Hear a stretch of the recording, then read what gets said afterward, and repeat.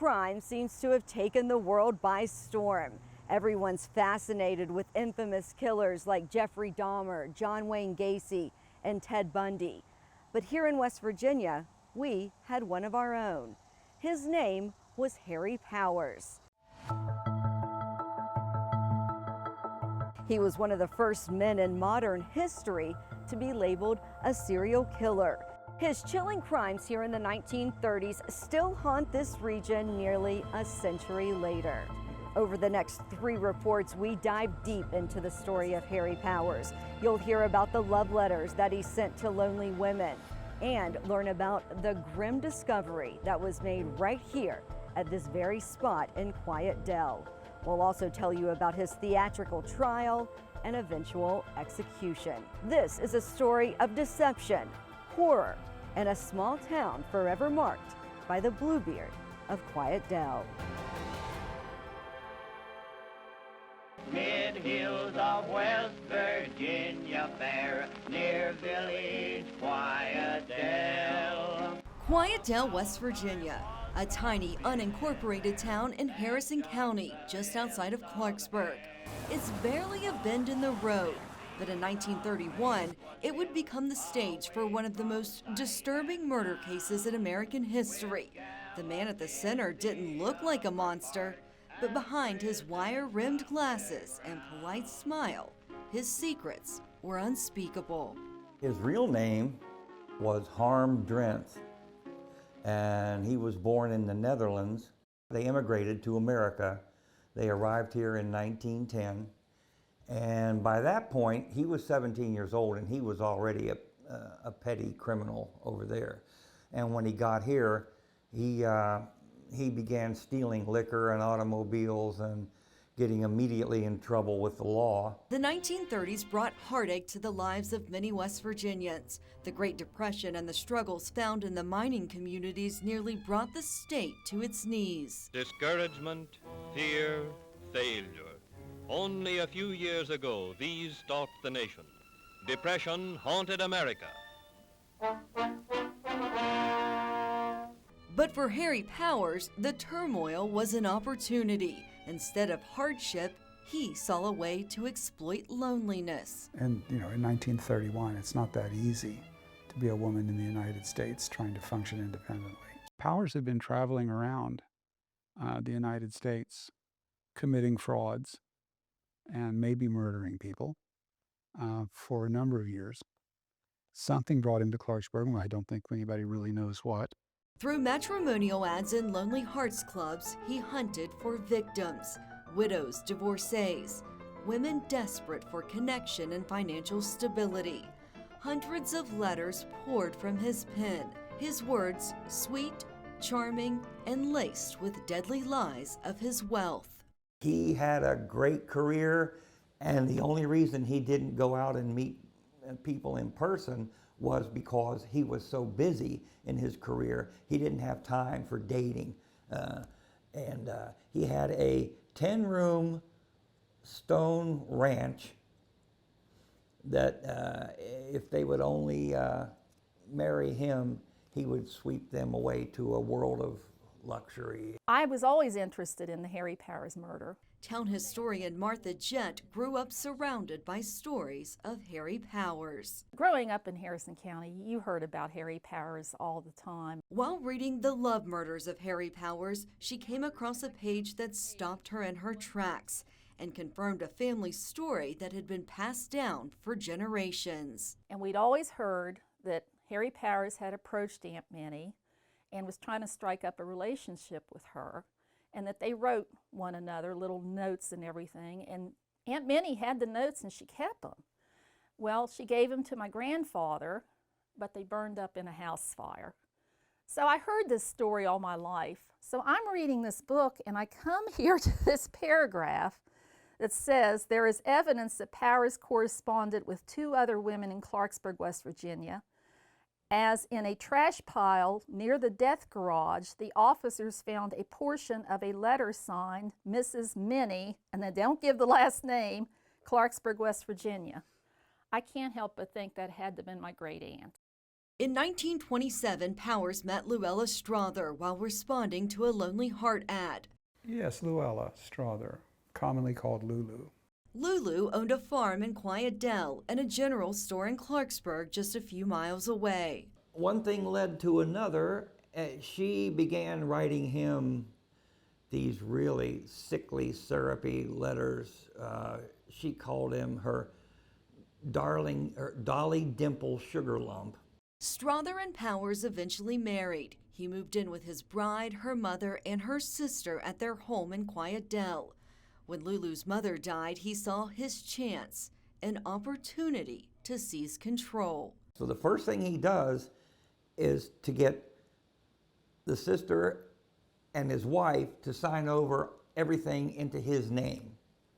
She was basically the kind of person that was like, you're the husband, so whatever you say has got to be right. But even marriage couldn't curb his insatiable hunger for long-distance love affairs. His Lonely Heart scam continued, with more than 100 women writing to him. There are so many letters coming in that the post office box overflows, and the postal people have to keep the balance of his stuff in a box back behind the desk. One day he tells his unsuspecting wife that he wants to build a concrete garage on the property. She doesn't ask questions. So he has the garage built, and the ground floor is a garage. You drive your car into the garage, but there's also, and he designed this himself, there's also a heavy trap door that lifts up, goes down the stairs into 4 almost soundproof concrete rooms. With his trap now meticulously set, it was time to lure in the women who had fallen for his lies of love and luxury. Using the name Cornelius O. Pearson, just one of a nearly dozen aliases he was known to use, Powers began writing to Asta Eicher, a widowed mother of 3 who lived in Park Ridge, Illinois, a suburb just north of Chicago. He sees her as a really likely prospect, so they correspond back and forth, and he basically lets her know he wants to marry her and how handsome and wealthy he is and all this stuff. And she falls for it, and he goes to see her in Illinois. Once he arrived, the couple soon left town while Eicher's children, 14-year-old Greta, 12-year-old Harry, and 9-year-old Annabelle stayed behind with a neighbor. Several days later, the neighbor received a letter from Eicher that said Pearson would be coming back to Illinois alone to pick up the children. He goes back later on, and he tells the oldest girl that he wants her to take this note down to the bank and get all of the money out that they have. And the kids had their own little bank books with their own little savings. He wanted that too. But they would not give her the money at the bank because the letter was not, they have a sample of Asta's handwriting. It is not her handwriting. They will not release the money. So he's like, we got to get out of here. No money in hand as planned, he loaded up the 3 children in his car and took off. And that was the last anybody saw of them. But Powers wanted more.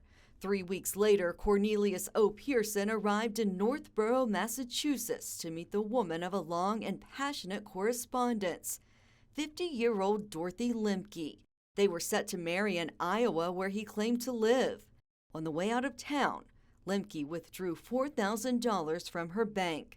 She apparently didn't notice or become concerned that her fiancé asked her to send her belongings to West Virginia. Takes her away from Massachusetts, last anybody ever saw her. She'd arrive in Quiet Dell, ushered into the garage that would soon become known as the murder farm. Upon this scene a place was built, away from sight and sound, with gallows in the upper part and prisons underground.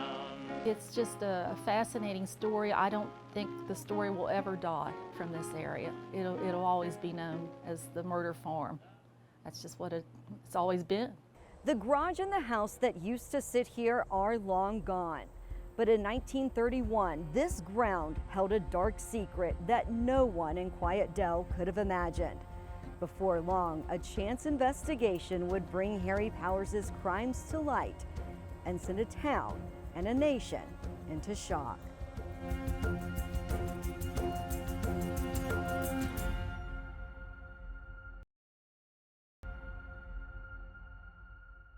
By August of 1931, several people connected to Harry Powers had vanished, among them a widow and her 3 children and a woman from New England.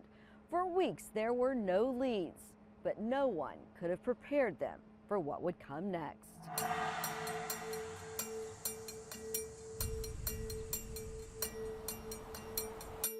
It had been weeks since Asta Eicher and her 3 children had been seen in Illinois.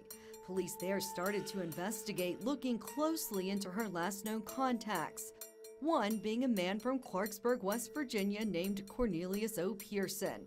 Illinois officials called Clarksburg Police Chief Clarence Duckworth and asked him to take the local man into custody for questioning about the disappearance of the Eicher family. But there was only one problem. There was no one in Clarksburg named Cornelius O. Pearson. He had about 10 aliases. In this alias, the initials were COP, which spells cop, which is kind of funny. A detective realized the description did match that of Harry Powers, the man who ran the local grocery store with his wife Lulu. They'd soon learn the store's address, 111 Quincy Street, was listed as the home address for a busy post office box belonging to a Cornelius O. Pearson. So there's something tying 2 aliases together. Powers denied knowing anything about Asta Eicher and her children when police came knocking. But a garage on the Quiet Dell farm where Powers lived with Lulu got their attention. They decide they really need to look in that garage. They just needed a warrant. What they do is they find a judge who gives them a warrant to investigate him for bootlegging. Prying the lock from the door, and it didn't take long for the police to know they were getting close.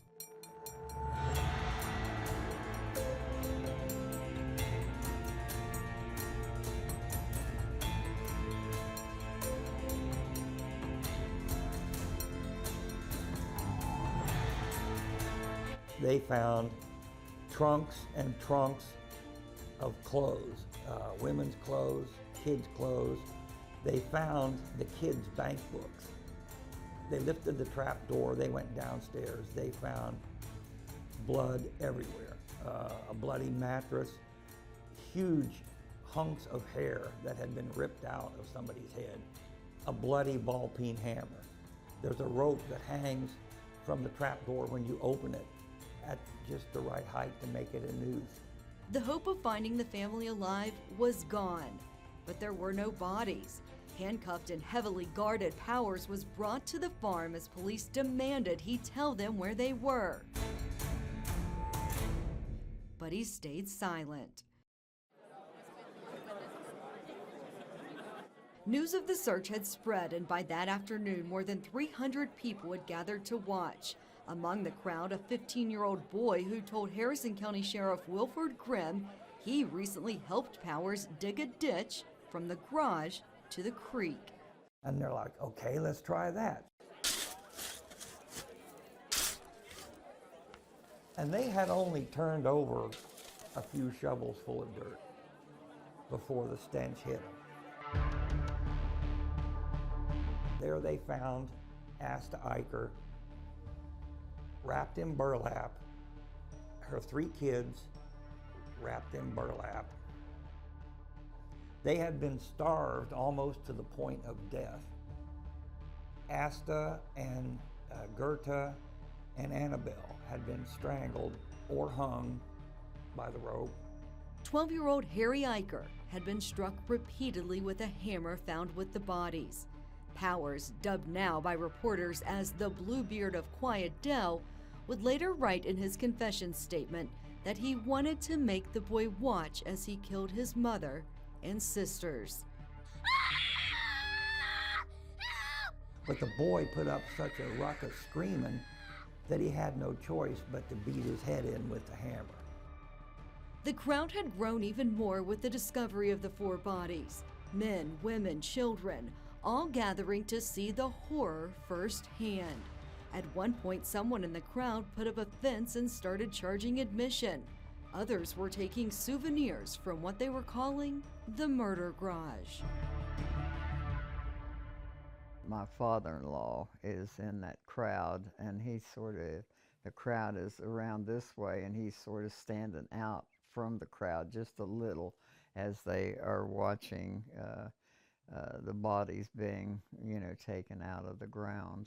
Lifelong Clarksburg native Vonda Wetzel has never known her hometown without the story of the Bluebeard running through it. I had Miss Hollins for typing, and she wouldn't let us use the green ink because she said Harry Powers wrote his love letters in green ink.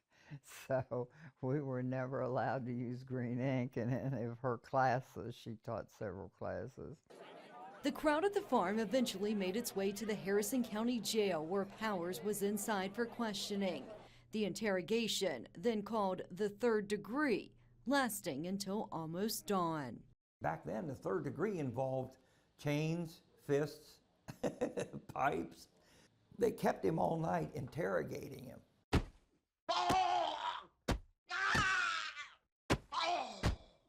When it was done, he looked like Mr. Potato Head that somebody had blindfolded, put together with like an eye here and an eye here. And his face was, although it seems that he took the beating well and didn't cave in until the wee hours of the morning when he finally said, "I've had enough, I did it, I killed him, I'll write whatever you want."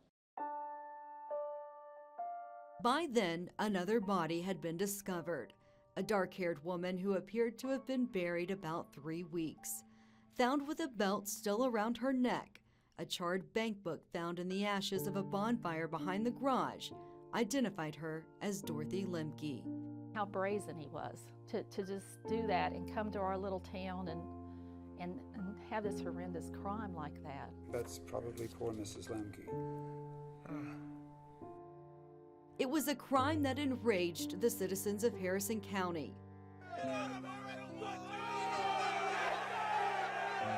On September 20th, 1931, an angry mob of nearly 5,000 people surrounded the county jail and demanded Powers be released to them to swiftly administer justice.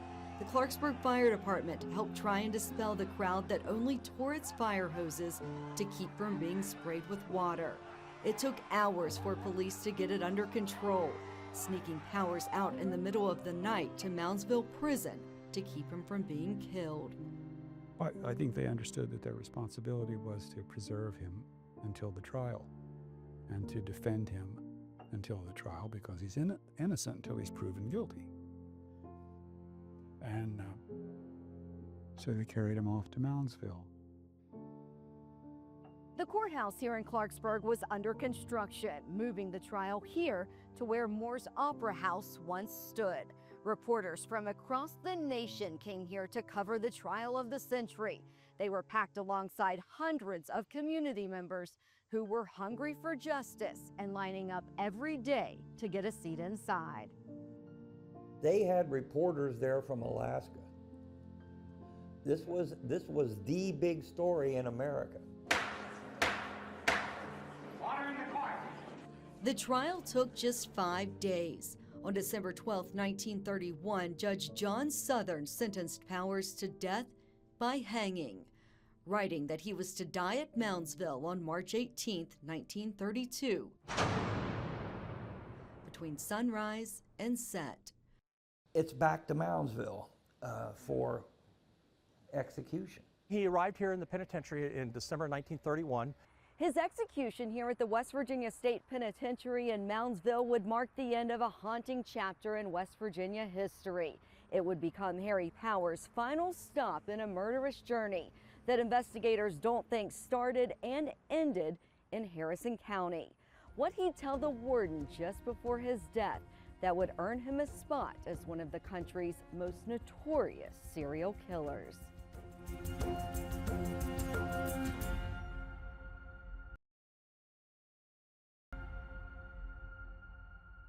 In the summer of 1931, the small town of Clarksburg, West Virginia was rocked by the discovery of 5 bodies, 2 women and 3 children, all tied to the seemingly unremarkable grocery store owner, Harry Powers. As the search for answers unfolded, a national frenzy erupted, culminating in a trial held in an opera house that captured the attention of the entire country. By winter, Powers was sentenced to die here at the state penitentiary in Moundsville, where his final moments would cement his place among the country's most infamous serial killers.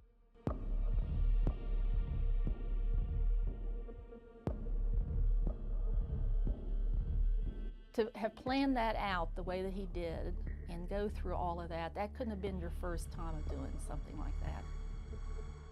I'm sure we will never know how many people he's murdered all over the country. And I'm sure there's families today still wondering whatever happened to my great aunt so-and-so. There is evidence that Powers corresponded with 2 other women in Clarksburg, West Virginia.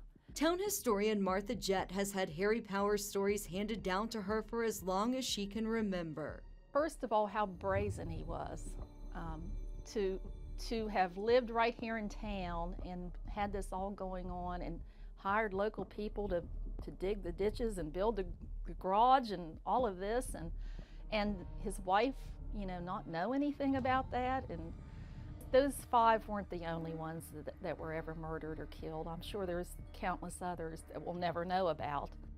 The sheriff said Powers confessed to the murders of Dorothy Lemke, Asta Eicher, and her 3 children shortly after his arrest. Police denied the signed confession was forced from Powers through a 3rd-degree beating. I mean, after he was properly beaten, he said, "I killed them all. Right. Now let me alone." He actually has a moment of sympathy there when he says that, "Oh, let me alone." It's scary. It's a scary moment. I thought it was a scary moment. He said, "Let me alone." This was after he'd been beaten. After the 10 or 11 or 12 hour beating.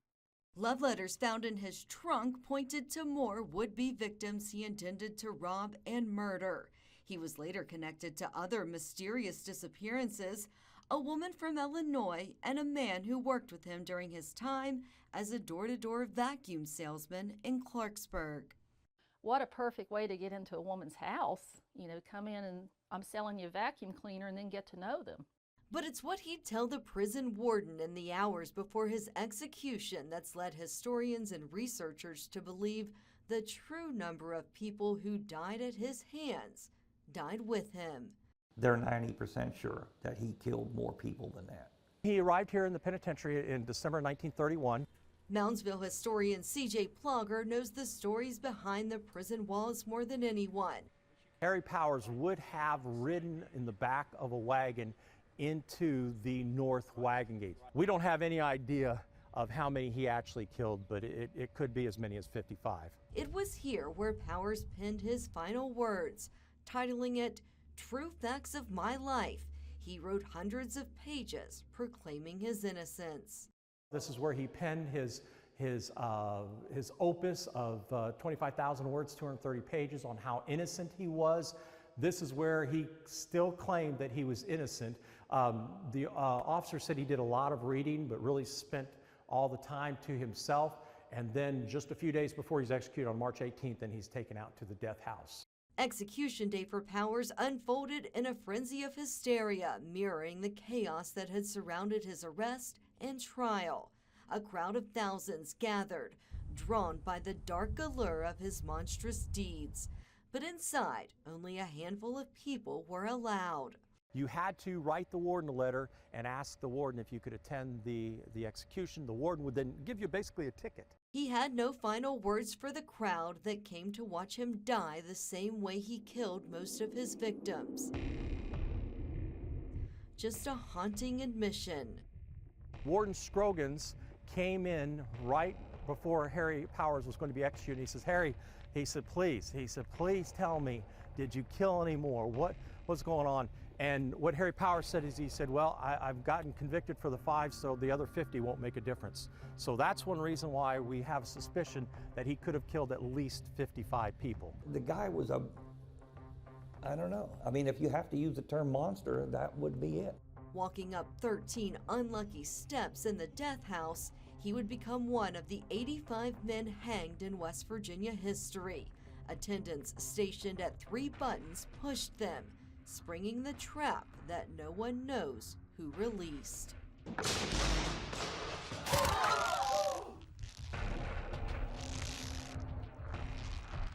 He is executed. As he falls down, then 11 minutes later is when he does finally give up the ghost.